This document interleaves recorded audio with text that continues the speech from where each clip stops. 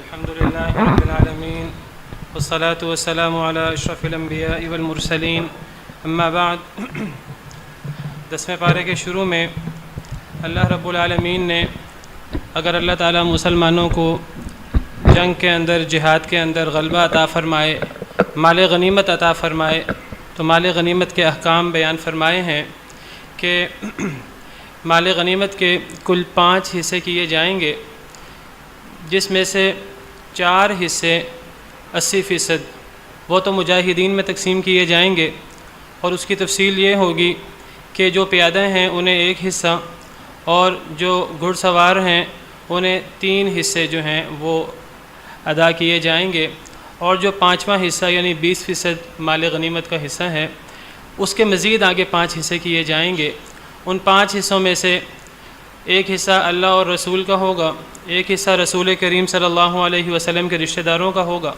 1 حصہ یتیموں کا، 1 حصہ مسکینوں کا، اور 1 حصہ مسافروں کا ہوگا۔ تو مال غنیمت کے 5ویں حصے کے یہ 5 حصے ہوں گے۔ اس کے بعد اللہ رب العالمین نے جنگ بدر میں جس طرح مسلمانوں کی معجزاتی طریقے سے مدد فرمائی، اللہ نے اس کا ذکر کیا ہے۔ جنگ بدر کو اللہ تعالیٰ نے یوم الفرقان یعنی حق اور باطل کے درمیان فرق کا دن قرار دیا ہے۔ اللہ فرماتے ہیں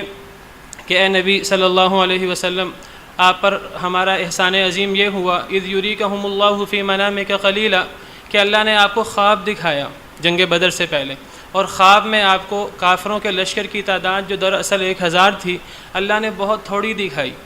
اور آپ نے صحابہ کرام سے بیان فرمایا کہ کافر تو بہت تھوڑی تعداد میں ہیں۔ اللہ فرماتے ہیں کہ اگر کافر تمہیں اصل تعداد میں اللہ دکھا دیتے تو شاید تم لوگ پھسل جاتے، شاید کہ تم لوگ جنگ پر تیار نہ ہوتے، لیکن اللہ نے تمہیں محفوظ رکھا۔ پھر اللہ فرماتے ہیں وَإِذْ يُرِيكُمُوهُمْ إِذِ الْتَقَيْتُمْ فِي أَعْيُنِكُمْ قَلِيلًا، جب تمہاری آپس میں مٹ بھیڑ ہوئی، جب تم میدان جنگ میں آپس میں اکٹھے ہوئے، تو شروع میں تمہیں جس طرح نبی کریم صلی اللہ علیہ وسلم کو خواب میں کافر کم نظر آئے تھے، بالکل اسی طرح اللہ نے جنگ کے شروع میں بھی مسلمانوں کو کافر کم ہی دکھائے۔ حقیقت میں وہ زیادہ تھے، لیکن مسلمانوں کو حقیقی آنکھوں سے کم نظر آ رہے تھے، اور صرف مسلمانوں کو کافر کم نظر نہیں آ رہے تھے بلکہ کافروں کو مسلمان بھی کم نظر آ رہے تھے۔ مسلمانوں کی تعداد 313 314 تھی، کافروں کو مسلمان کم اور مسلمانوں کو کافر کم نظر آ رہے تھے، تاکہ اللہ نے جو فیصلہ کیا ہے وہ پورا ہو کر رہے۔ لیکن یہ جنگ کے بالکل شروع کی صورتحال تھی۔ جب جنگ شروع ہو گئی اس کا ذکر اللہ رب العالمین نے 3 پارے میں سورہ آل عمران کے شروع میں کیا ہے کہ فئۃ تقاتل فی سبیل اللہ واخری کافرۃ یرونہم مثلیہم رأی العین۔ پھر اللہ رب العالمین نے عظیم معجزہ یہ فرمایا کہ جنگ شروع ہونے کے بعد درمیانے جنگ میں کافروں کو مسلمان اپنے سے بھی ڈبل نظر آنا شروع ہو گئے، یعنی کافروں کو مسلمان جو 313 314 تھے 2000 کے لگ بھگ نظر آنا شروع ہو گئے، جن میں شاید فرشتے ان کو نظر آ رہے تھے، یہ کیا کیفیت تھی وہ اللہ کو پتہ ہے۔ اس طرح کر کے کافروں کے دلوں میں اللہ نے رعب طاری کر دیا، اور جب یہ رعب طاری ہو جاتا ہے اور پھر قومیں شکست کھا جایا کرتی ہیں۔ اس طرح کر کے اللہ نے معجزاتی طریقے سے مسلمانوں کی مدد کی۔ پھر اللہ تعالیٰ جو ہیں وہ اس صورت کے اندر جنگ کرنے کے، جہاد کرنے کے آداب بیان فرماتے ہیں کہ جب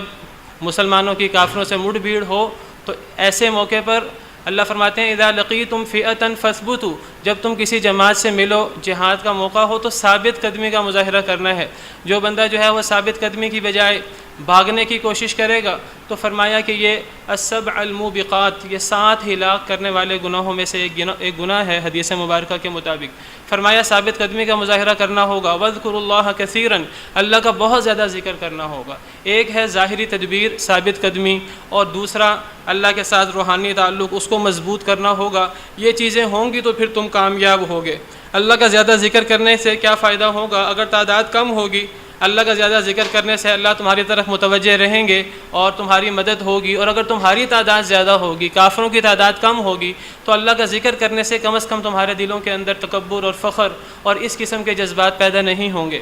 اللہ اور اس کے رسول کی اطاعت کرنی ہوگی، آپس میں جھگڑوں سے، اختلاف سے گریز کرنا ہوگا، ورنہ تم پھسل جاؤ گے، تمہاری ہوا اکھڑ جائے گی۔ تم صبر کرو، اللہ صبر کرنے والوں کے ساتھ ہیں۔ پھر اللہ رب العالمین نے یہ بتایا کہ کافر جو ہیں، یہ شیطان کس طرح کافروں کو اور فاسقوں کو گمراہ کرتا ہے۔ جنگ بدر کے موقع پر شیطان نے کیا کیا کہ وہ ایک کافر سردار کی شکل میں کافروں کے ساتھ کھڑا ہوا اور کافروں کو ترغیب دینے لگا، کافروں سے کہنے لگا لا غالب لکم اليوم من الناس، آج کے دن تو تم پر کوئی غالب ہی نہیں آ سکتا، وانی جار لکم، آج تو میں بھی تمہارے ساتھ ہوں، میں اپنے لاؤ لشکر کے ساتھ تمہارے ساتھ ہوں۔ لیکن فلما تراءت الفئتان، جیسے ہی دونوں جماعتیں آمنے سامنے ہوئیں، نکص علی عقبیہ، شیطان اپنے قدموں پر پھر گیا اور کہنے لگا انی بریء منکم، میں تم سے بیزار ہوں، میں تمہارے ساتھ نہیں لڑوں گا، انی اری ما لا ترون، میں وہ دیکھ رہا ہوں جو تم نہیں دیکھ رہے، فرشتے،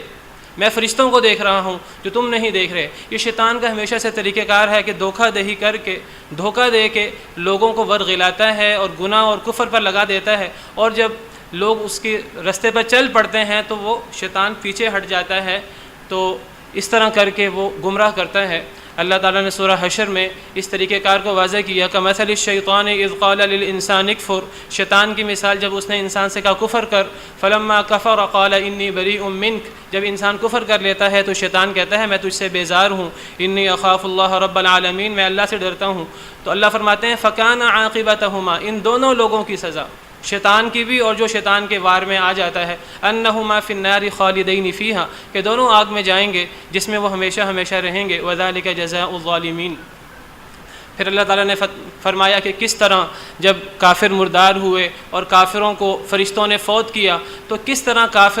فرشتوں نے کافروں کی پیٹھوں پر اور کافروں کے چہروں پر مار مار کر انہیں فوت کیا اور ان کی روحیں قبض کیں اور ان کو کہا وذوقوا عذاب الحریق، جہنم کا عذاب چکھو۔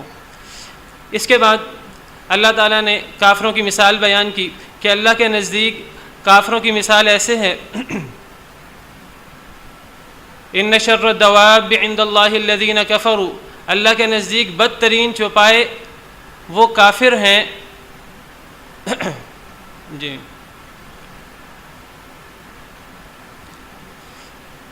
فرمایا ان شر الدواب عند اللہ الذین کفروا فهم لا یؤمنون، اللہ کے نزدیک بدترین جانور کافر لوگ ہیں جو ایمان نہیں لاتے۔ اللہ نے کافروں کو بدترین انسان قرار نہیں دیا، بدترین جانور قرار دیا ہے۔ بدترین جانور کیوں قرار دیا؟ فرمایا کہ جانوروں کو اللہ نے جو اعضاء اور جو صلاحیتیں دی ہیں، جس کام کے وہ اعضاء ہیں جانور ان سے پورا فائدہ اٹھاتے ہیں، لیکن اللہ نے انسانوں کو جو آنکھیں، کان، دل سننے کے لیے، دیکھنے کے لیے اور غور کرنے کے لیے دیے ہیں، انسان جب ان سے فائدہ نہیں اٹھاتے تو گویا کہ پھر انسان جانوروں سے بھی گئے گزرے ہو جاتے ہیں۔ اللہ فرماتے ہیں ام تحسب ان اکثرهم یسمعون او یعقلون، اے نبی کیا آپ خیال کرتے ہیں کہ ان میں سے اکثر سنتے اور دیکھتے ہیں،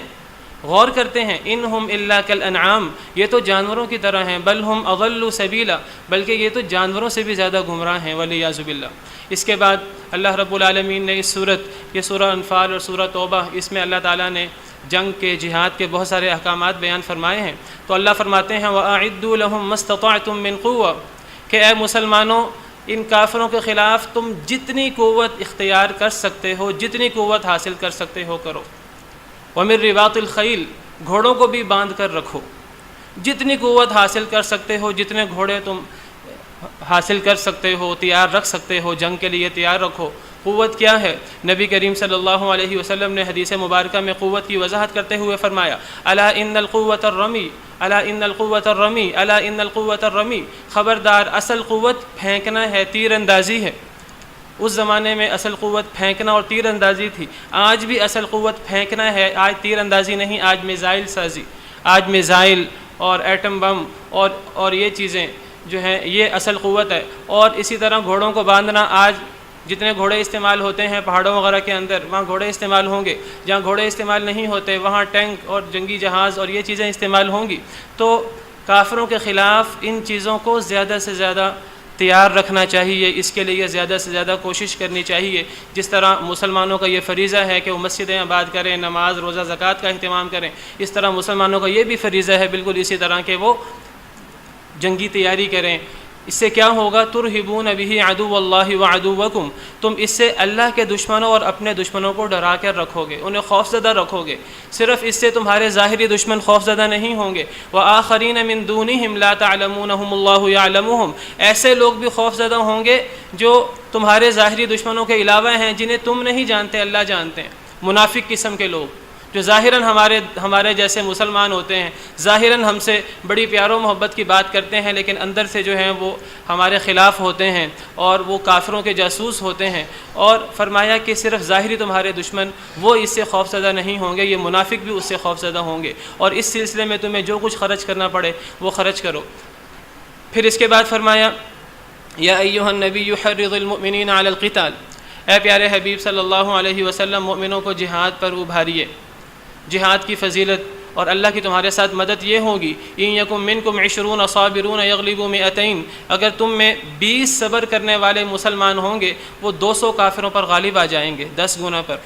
وَإِن يَكُن مِّنكُم 100، اگر تم میں 100 صبر کرنے والے ہوں گے، یغلبوا 1000، 1000 پہ غالب آئیں گے۔ بِأَنَّهُمْ قَوْمٌ لَا يَفْقَهُونَ، وجہ کیا ہے کہ وہ غور و فکر نہیں کرتے، وہ سمجھتے نہیں ہیں کافر لوگ۔ تمہارے ساتھ اللہ ہوگا۔ جب یہ آیتیں اتریں تو مسلمانوں پر گراں گزریں۔ ایک لحاظ سے ان میں بہت بڑی خوشخبری ہے، لیکن ایک لحاظ سے اس میں ذمہ داری بھی ہے کہ اگر مسلمانوں کے مقابلے میں 10 گنا کافر ہوں تو مسلمان جنگ سے پیچھے نہیں ہٹ سکتے، ان کو لازماً جنگ کرنی ہوگی۔ تو مسلمانوں نے اس آیت کو ایک بھاری محسوس کیا تو اللہ نے پھر تخفیف اتار دی۔ شروع میں یہی حکم تھا 10 گنا سے بھی مقابلہ کرنا ہوگا،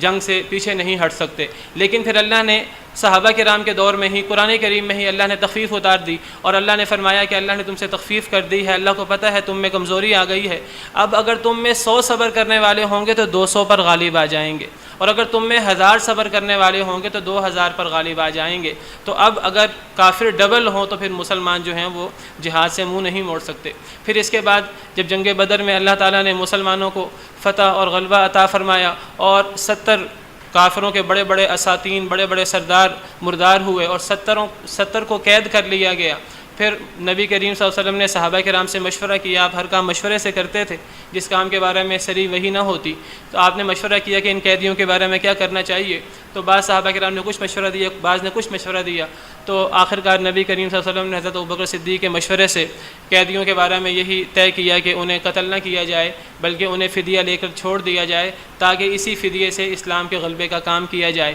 حضرت عمر کی رائے یہ تھی کہ نہیں، چونکہ یہ پہلی جنگ ہے مسلمانوں اور کافروں کی اور یہ یوم الفرقان ہے، اس میں صرف کافروں کو قتل ہی نہ کیا جائے بلکہ ہر مسلمان کے ہاتھ میں اس کا کافر رشتہ دار دیا جائے۔ اگر کافروں میں سے، مسلمانوں میں سے کسی کا باپ کافروں کے لشکر میں ہے اور قیدی ہے تو وہ بیٹا اپنے باپ کو اپنے ہاتھ سے قتل کرے، اور اسی طرح ہر مسلمان اپنے رشتہ دار کو قتل کرے تاکہ صحیح حق اور باطل کی تمیز ہو۔ لیکن بہرحال نبی صلی اللہ علیہ وسلم نے حضرت ابوبکر صدیق کے رائے پر عمل کیا تو اللہ تعالیٰ نے تنبیہ اتار دی، ما کان لنبی ان یکون له اسری حتی یثخن فی الارض، نبی کے لائق نہیں تھا کہ نبی کے پاس قیدی ہوتے اور نبی پھر خون نہ بہاتا، نبی کو وہاں خون بہانا چاہیے تھا، ان سب قیدیوں کو قتل کر دینا چاہیے تھا۔ تريدون عرض الدنیا، تم دنیا کا فائدہ چاہتے ہو، واللہ یرید الآخرہ، اللہ آخرت چاہتے تھے، واللہ عزیز حکیم، اللہ غالب حکمت والے ہیں۔ اللہ نے فرمایا لولا کتاب من اللہ، اگر اللہ کی طرف سے ایک بات طے نہ ہوتی، کیا بات طے نہ ہوتی کہ اللہ تمام اہل بدر کو معاف فرما دے گا، تو پھر اللہ فرماتے ہیں کہ پھر تمہیں اس بارے میں سزا ملتی اور تم پر پھر بہت بڑا عذاب آتا۔ اگلی صورت کی بس پہلی بات بیان کر دوں، ٹائم ختم ہو چکا ہے۔ سورہ براءہ کو سورہ براءہ کیوں کہا جاتا ہے؟ اس صورت کے اندر اللہ تعالیٰ نے فتح مکہ کے بعد 9 ذی الحجہ میں جب حج کا موقع آیا تو جو لوگ نبی کریم صلی اللہ علیہ وسلم حج کے لیے نہیں گئے، آپ 10 ہجری کو حج کے لیے گئے، آپ نے حضرت ابوبکر صدیق، حضرت علی اور دیگر صحابہ کرام کو یہ اعلان دے کر بھیجا کہ اب آئندہ کے لیے کوئی کافر بیت اللہ کا ننگا طواف نہیں کرے گا، اب آئندہ کے لیے کافر مکہ مدینہ میں نہیں رہ سکیں گے، اب انہیں یہاں سے نکلنا ہوگا۔ اب 2 ہی صورتیں ہیں، یا تو کافر مسلمان ہو جائیں، اسلام قبول کر لیں تو پھر وہ رہ سکتے ہیں، یا پھر وہ 4 مہینوں کی مہلت ہے، 4 مہینوں کے اندر پھر انہیں حرم مکہ، حرم مدینہ سے نکلنا ہوگا، کیونکہ وہ نجس ہیں اور نجس لوگ جو ہیں ان پاک جگہوں پر نہیں رہ سکتے۔ اللہ سے دعا ہے کہ اللہ تعالی ہمیں کتاب و سنت قرآن کو سمجھنے کی توفیق عطا فرمائے اور اس پر عمل کرنے کی توفیق عطا فرمائے۔ وآخر دعوانا ان الحمد للہ رب العالمین۔